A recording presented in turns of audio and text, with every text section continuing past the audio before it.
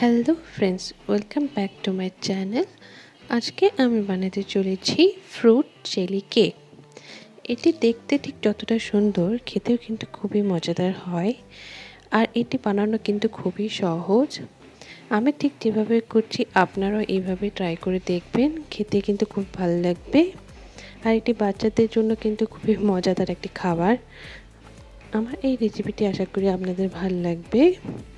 চলুন তাহলে দেখে নেওয়া যাক আজকে আমাদের এই ফ্রুট জেলি কেক রেসিপি। এই ফ্রুট জেলি কেক বানানোর জন্য সবার প্রথমে আমি কতগুলো ফ্রুট এখানে নিয়ে নিয়েছি। আপনারা চাইলে আরও কিছু ফ্রুট অ্যাড করতে পারেন, তাতে কোনো অসুবিধা নেই। আমার কাছে যেগুলো অ্যাভেলেবেল ছিল আমি সেগুলোকে এইভাবে পিস পিস করে নিয়েছি। এখানে আমি নিয়েছি এক ব্যানানা, দুটো পিস পিস করেছি, খেজুর, আঙ্গুর, এখানে ব্ল্যাকবেরি নিয়েছি, আর এখানে আমি একটা আপেল নিয়ে নিয়েছি, আর এখানে একটা সবুজ আঙ্গুর। এখানে নিয়েছি হাফ কাপের মতো চিনি, আর নিয়ে নিয়েছি আগার আগার পাউডার। এরপর আমি একটা প্যান গরম করে তার মধ্যে আমি দিয়ে দিচ্ছি নারকেলের জল। আপনারা চাইলে এমনি নর্মাল ওয়াটারও দিতে পারেন। এরপর আমি এর মধ্যে দিয়ে দিচ্ছি হাফ কাপের মতো চিনি। এই চিনিটাকে একটু মেল্ট করে নেব। চিনিটা মেল্ট হয়ে এলে এর মধ্যে আমি দিয়ে দিচ্ছি আগার আগার পাউডার। 1 টিস্পুনের মতো আগার আগার পাউডার দিলেই হয়ে যাবে।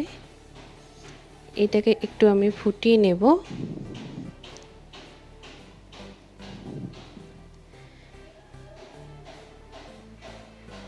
জলটা ফুটে এসেছে, এরটা একটু গাঢ় হয়ে এসেছে, দেখেই বুঝতে পারছেন। এই মুহূর্তে কিন্তু আমি গ্যাসটাকে অফ করে দিলাম। অন্যদিকে আমি একটা পাত্র নিয়ে নিয়েছি, যার মধ্যে আমি জেলি কেকটাকে সেট করব। এর মধ্যে আমি ফ্রুটগুলোকে একটু ভালোভাবে সাজিয়ে নিচ্ছি। ফলগুলোকে না সাজিয়ে এমনিও বাটির মধ্যে ছড়িয়ে রাখতে পারেন।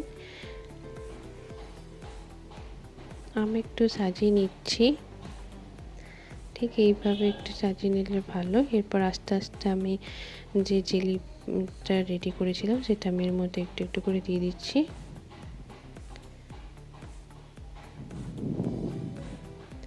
এরপর আমার যে আপেল কুচিগুলো করা ছিল সেগুলোকে আমি এর মধ্যে দিয়ে দিলাম। এরপর আমি খেজুরগুলোকে একটু সাইড দিকে দিয়ে দিচ্ছি।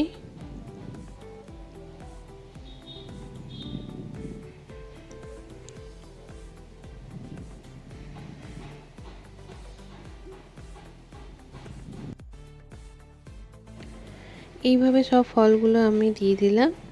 এখন আমার ফলগুলো সব সাজানো হয়ে গিয়েছে। এরপর আমি বাকি যে জলটা ছিল সেটা আমি এর মধ্যে দিয়ে দিচ্ছি। এইভাবে আমার সব ফলগুলো সাজানো হয়ে গেল। এবার আমি এটাকে ফ্রিজের মধ্যে রেখে দেব। 1 ঘন্টা মতো ফ্রিজে রাখার পর কেকটাকে আমি বের করে নিয়েছি। এরপর আমি এর উপরে একটা পাত্র দিয়ে এটাকে উল্টে নেব। এইভাবে উল্টে আমি এটাকে বের করে নিয়েছি।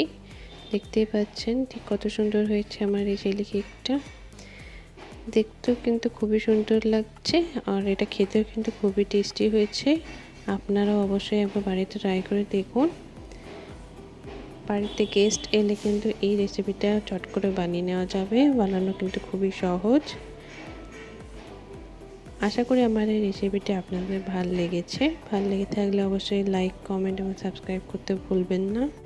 ভিডিওটি পুরোটি দেখার জন্য অসংখ্য ধন্যবাদ।